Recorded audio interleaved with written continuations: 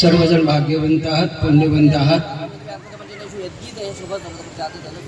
आज उत्सवाला येणं मुळातच ते भाग्यवंत आहे. असा उत्सव आपल्या भाग्याचा लाभ आहे. कोणत्या तरी जन्माची पुण्याई होती म्हणून गगनगिरी महाराजांसारखे आपल्याला गुरु लाभला, म्हणून आपण भाग्यवंत आहोत. आणि त्याच्याही पलीकडे सांगायचं मध्ये ज्या भूमीमध्ये तुम्ही जर बसलेले आहात ही तर पावन भूमी आहे. सद्गुरुनाथाने गगनगिरी महाराजांनी अनेक वर्ष या ठिकाणी साधना केली, तप केली. अशा पावन भूमी, पवित्र भूमीवर तुम्ही सर्वजण बसलेले आहात, हेही सुद्धा भाग्यवंत आहे. आपल्या गुरुचं अलौकिकता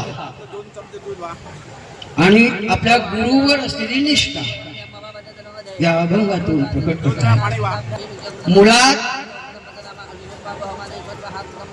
संसार हा दुःखमय आहे. जीवनामध्ये संसार हा